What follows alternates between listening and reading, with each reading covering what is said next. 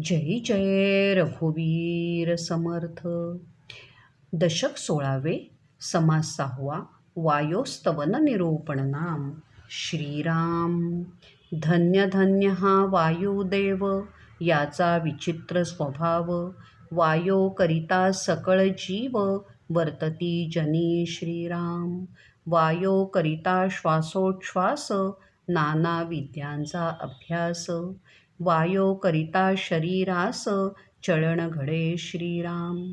चळण वळण प्रसारण, निरोधन आणि आकुंचन. प्राण अपान व्यान उदान, समान वायू श्रीराम. नाम कूर्म कृकल वायो, देवदत्त धनंजयो. ऐसे हे वायोचे स्वभावो, उदंड सती श्रीराम. वायो ब्रह्मांडी प्रगटला, ब्रह्मांड देवतांस पुरवला. तेथुनी पिंडी प्रगटला, नाना गुणे श्रीराम. स्वर्गलोकी सकळ देव, तैसेची पुरुषार्थी दानव. मृत्युलोकींचे मानव, विख्यात राजे श्रीराम. नरदेही नाना भेदे, अनंत भेदाची श्वापदे. वनचरे जळचरे आनंदे, क्रीडा करीती श्रीराम. त्या समस्तांमध्ये वायू खेळे, खेचरकुळ अवघे चळे. उठती वन्हीचे उबाळे, वायो करिता श्रीराम. वायो मेघाचे भरण भरी, सवेच पिटून परते सारी. वायो ऐसा कारभारी, दुसरा नाही श्रीराम. परिते आत्मयाची सत्ता, वर्ते शरीरी तत्वता. परिव्यापकपणे या समर्था, तुलना नाही श्रीराम. गिरीहून दाट फौजा, मेघ उठिले लोक काजा. गर्ज गर्जो तडक विजा, वायो बळे श्रीराम. प्रस्तुत समासात समर्थांनी सामर्थ्यशाली वायूची महती अंतःकरणापासून गायली आहे. समर्थ श्रोत्यांना उद्देशून म्हणतात की, श्रोते हो, पंचमहाभूतांमधला वायू हा महाप्रचंड असा बलदंड आहे. हा वायुदेव धन्य होय. ह्या वायूचा स्वभाव मात्र मोठा विचित्र आहे. म्हणजे काय तर तो विलक्षण आहे. सर्व जीवसृष्टी जी काही वावरते आहे, ही वायूची कृपा आहे. ह्या अद्भुत अशा वायूमुळे आपण सर्व अगदी सहजपणे श्वासोच्छ्वास करतो. सर्व प्रकारच्या विद्यांचा अभ्यास वायूच्या साहाय्यानेच होतो. वायूमुळे शरीराचे चलनवलन होते, हालचाल होते. तुम्हाला हे ठाऊकच आहे की चलन, वलन, प्रसारण, निरोधन आणि आकुंचन ह्या 5 गोष्टी वायू घडवून आणतो. हे वायूचे वास्तविक 5 धर्म आहेत. वायूचे 5 प्रकार म्हणजे प्राण, अपान, व्यान, उदान आणि समान. हे वास्तविक शरीरातले पंचप्राणच आहेत. नाग, कूर्म, कृकल, देवदत्त आणि धनंजय हे 5 उपप्राण आहेत. अशा 10 प्रकारांनी आपल्या प्रत्येकाच्या शरीरात वायू व्यापलेला आहे. हा वायू प्रथम ब्रह्मांडात प्रगटला. या वायूने ब्रह्मांडातल्या अनेक देवता निर्माण केल्या. नंतर तो पिंडात प्रगट झाला. नाना प्रकारची रूपे त्याने धारण केली. स्वर्गलोकात वावरणारे सर्व देव, पुरुषार्थ गाजवणारे दानव, मृत्यूलोकातले महाप्रचंड सामर्थ्यशाली राजे, त्याचप्रमाणे नाना प्रकारची माणसे, अनेक प्रकारची श्वापदे, जे सतत आनंदाने बागडत असतात, ते वनचर आणि जळचर या सर्वांमध्ये हे वायुतत्व खेळतच असते. वरल्या आभाळातले सर्व पक्षी वायूमुळे उडत असतात.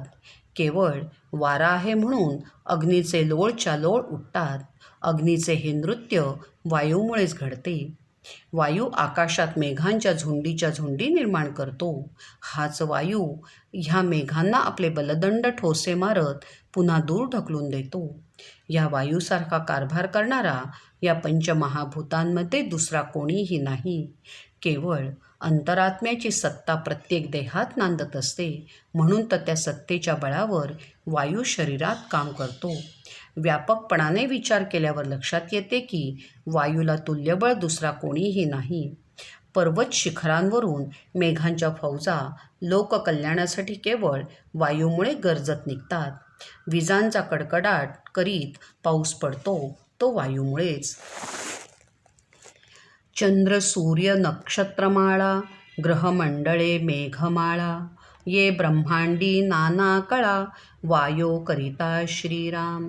ये कवटले ते निवडेना कालवले ते वेगळे होयेना तैसे हे बेचांड नाना केवी कळे श्रीराम. वायो सुटे सरारा असंभाव्य पडती गारा तैसे जीव हे नीरा सरिसे पडती श्रीराम. वायुरूपे कमळकळा तोची आधार जळा तया जळाच्या आधारे भूगोळा शेषे धरिले श्रीराम. शेषास पवनाचा आहार आहारे फुगे शरीर तरी मग घेतला भार भूमंडळाचा श्रीराम. महाकुर्माचे शरीर भले ब्रह्मांड पालथे घातले येवढे शरीर ते राहिले वायोचेने श्रीराम. वाराहे आपुले दंती पृथ्वी धरिली होती तयाची येवढी शक्ती वायू बळे श्रीराम. ब्रह्मा विष्णू महेश्वर चौथा आपण जगदेश्वर वायो स्वरूप विचार विवेकी जाणती श्रीराम. 33 कोटी सुरवर 88 सहस्र ऋषेश्वर सिद्धयोगी भारेंभार वायो करिता श्रीराम. 9 कोटी कात्यायणी 56 कोटी चामुंडिणी औट कोटी भूतखाणी वायो रूपे श्रीराम. भूते देवते नाना शक्ती वायो रूप त्यांच्या व्यक्ती नाना जीव नेणो किती भूमंडळी श्रीराम. पिंडी ब्रह्मांडी पुरवला बाहेर कंचुकास गेला सकळा ठाई पुरवला समर्थ वायू श्रीराम. ऐसा हा समर्थ पवन हनुमंत जयाचा नंदन रघुनाथ स्मरणी तनमन हनुमंताचे श्रीराम. वरल्या आभाळात तरंगणारे चंद्र सूर्य नक्षत्रे ग्रहमंडळे मेघांच्या असंख्य फौजा या ब्रह्मांडामधल्या आश्चर्यचकित करणाऱ्या साऱ्या गोष्टी वायूमुळे निर्माण झाल्या. सर्व महाभूते वायूमुळे अशी काही एकत्र आली की ती प्रयत्नाने सुद्धा वेगळी करता येत नाहीत. पंचमहाभूतांची ही गुंतागुंत अशी काही एकमेकात कालवली गेली आहे की हा गुंता कुणालाच सोडवता येत नाही. आकाशात प्रचंड सोसाट्याने वारा सुटला वायू प्रचंड गतीने वाहू लागला की आकाशातून गारा पडू लागतात. त्यांची वृष्टी अशी काही होऊ लागते की पावसांच्या धारांबरोबर आकाशातले अनेक जीव खाली पडू लागतात. श्रोते हो, आणखी एक गोष्ट नीट समजून घ्या. श्री विष्णूच्या नाभीतून उमलून आलेल्या कमळामध्ये हा ब्रह्मदेव राहतो. ते कमलदळ वायुरूपच आहे. त्या कमळाला जळाचा आधार आहे. त्या जळात राहणाऱ्या शेषाने पृथ्वीचा हा महाप्रचंड गोल आपल्या माथ्यावर तोलून धरला आहे. ज्या सहस्रमुखी शेषाने हा भूगोल आपल्या मस्तकी धरला त्या शेषाला वायूचा आहार आहे.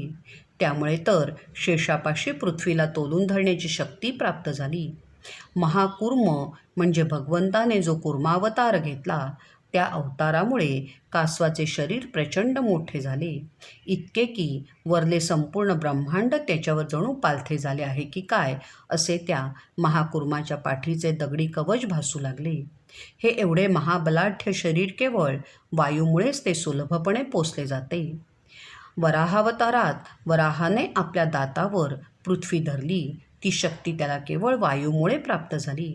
आणखी एक महत्त्वाचा विचार श्रोते हो तुम्हाला देतो, तो जरा तुम्ही समजून घ्या. ब्रह्मा विष्णू महेश आणि चौथा जगदीश्वर हे वायुरूपच आहेत हे विवेकाने जाणून घेणे आवश्यक आहे. 33 कोटी देव 88,000 ऋषी सिद्धयोगी महापुरुषांचे अनेक समुदाय हे सारे वायूमुळेच बळ आहे. 9 कोटी कात्यायनी 56 कोटी चामुंडिणी 3.5 कोटी भूतयोनी ही सर्व वायुरूपच आहेत. भूते दैवते नाना प्रकारच्या दैवी शक्ती हे सारे वायुरूप तर आहेतच, परंतु या पृथ्वीवर कितीतरी व्यक्ती या वायुरूप आहेत. पिंडात आणि ब्रह्मांडात सर्वांठायी गच्च भरलेला हा वायू ब्रह्मांडाबाहेरच्या आवरणाला भेदून गेला आहे. असा हा समर्थ वायू जो आहे त्याचा पुत्र हनुमान आहे. श्रीरामस्मरणात हनुमान अखंड मग्न आहे. हनुमंताने तन मन अर्पण केले आहे ते केवळ श्रीरामालाच. हनुमंत वायोचा प्रसिद्ध, पित्या पुत्रास नाही भेद. म्हणोनी दोघेही अभेद, पुरुषार्थविषयी श्रीराम. हनुमंतास बोलिजे प्राणनाथ, येणे गुणे हा समर्थ. प्राणे विण सकळ व्यर्थ, होत जाते श्रीराम. मागे मृत्य आला हनुमंता, तेव्हा वायो रोधला होता. सकळ देवांस अस्तावस्था, प्राणांत मांडले श्रीराम. देव सकळ मिळोन, केले वायूचे स्तवन. वायो प्रसन्न होऊन, मोकळे केले श्रीराम. म्हणोनी प्रतापी थोर, हनुमंत ईश्वरी अवतार. याचा पुरुषार्थ सुरवर, पाहतची राहिले श्रीराम. देव कारागृही होते, हनुमंते देखिले अवचिते. संहार करुनी लंके भोवते, विटंबून पाडिले श्रीराम. उसिणे घेतले देवांचे, मूळ शोधिले राक्षसांचे. मोठे कौतुक पुच्छकेताचे, आश्चर्य वाटे श्रीराम. रावण होता सिंहासनावरी, तेथे जाऊन ठोसरे मारी. लंकेमध्ये निरोध करी, उदक कैंचे श्रीराम. देवास आधार वाटला, मोठा पुरुषार्थ देखिला. मनामध्ये रघुनाथाला, करुणा करीती श्रीराम. दैत्य अवघे संहारिले, देव तत्काळ सोडिले. प्राणीमात्र सुखी झाले, त्रैलोक्यवासी श्रीराम. हनुमंत हा वायूचाच पुत्र आहे हे तर सर्वांनाच ठाऊक आहे. ह्या पितापुत्रात वास्तविक काहीच भेद नाही. पराक्रमात दोघेही सारखेच आहेत. अशा ह्या बलदंड हनुमंताला प्राणनाथ म्हणतात. ह्या त्याच्या नावावरून त्याच्या सामर्थ्याची कल्पना येईल. प्राण नसेल तर आयुष्य संपून जाते. हनुमंत आपल्या सर्वांच्या प्राणांचे रक्षण करतो. तुम्हाला हनुमंताची एक गोष्ट ठाऊकच आहे. जन्मक्षणी तो सूर्यबिंबाच्या दिशेने वायुवेगाने गेला. तेव्हा इंद्राने हनुमंताच्या दिशेने आपले वज्र फेकून मारले. ते वज्र हनुमंताच्या हनुवटीला लागले. हनुमंताला मूर्छा आली. त्याचा मृत्यू जणू जवळ येऊन ठेपला. आपल्या मुलावर इंद्राने वज्र फेकले आणि त्यामुळे हे घडले हे लक्षात आल्यावर वायुदेवाने ब्रह्मांडातल्या सर्वांचेच प्राण रोखले होते. त्यामुळे देवलोकातले देव घाबरे झाले. सर्वांनीच वायूची स्तुती केली. तेव्हा वायू प्रसन्न झाला आणि त्याने सर्वांचेच प्राण मोकळे केले. म्हणून वायू हा महाप्रतापी आहे. त्या महाप्रतापी वायूचा हनुमंत हा तितकाच प्रतापी पुत्र आहे. तो ईश्वराचा अवतार आहे. त्या हनुमंताचा पुरुषार्थ एवढा प्रचंड होता की सगळेच देव त्याच्या कर्तृत्वाने आश्चर्यचकित झाले. तुम्हाला एक गोष्ट ठाऊकच आहे की रावणाने आपल्या लंकेमध्ये सर्वच देवांना डांबून ठेवले होते. रावणाच्या कारागृहात देव बंदिवासात पडले होते. त्यांची सुटका हनुमंताने केली. कशी तर जेव्हा हनुमंताने अचानक कारागृहातील देवांना पाहिले तेव्हा त्याने लंकेच्या भोवती जे राक्षस पहारा देत बसले होते त्यांचा आपल्या प्रचंड सामर्थ्याने फडशा पाडला. देवांचा छळ रावणाने केल्यामुळे त्याने राक्षसांवर जणू सूड उगवला. त्याच्या शेपटीला रावणाने जो अग्नी बांधला होता त्या अग्नीला प्रत्यक्ष वायूने साथ दिली आणि उभी लंका जळू लागली. पृच्छकेतूचे सर्वांनाच तेव्हा प्रचंड कौतुक वाटले. तेव्हा रावण सिंहासनावर बसला होता. मारुती रावणासमोर उभा राहिला आणि त्याला प्रचंड ठोसे लगावले. लंकेमध्ये आपल्या ताकदीने निरोध केला आणि लंकेतले प्राणी संपले. मारुतीच्या ह्या प्रचंड पराक्रमाचा कैदेतल्या देवांना आधार वाटला. म्हणून देवांनी प्रभू रामचंद्रांची करुणा भाकली. शेवटी सर्वच दैत्यांचा पूर्ण संहार झाला. सर्व देव तात्काळ सुटले. सर्व प्राणी मात्र रावणाच्या अत्याचारातून सुटका झाल्यामुळे सुखी झाले.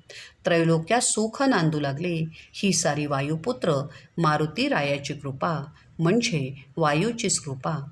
इति श्री दासबोधे गुरुशिष्य संवादे वायोस्तवन निरूपण नाम समास 6. श्री सीताकांत स्मरण जय जय राम श्रीराम।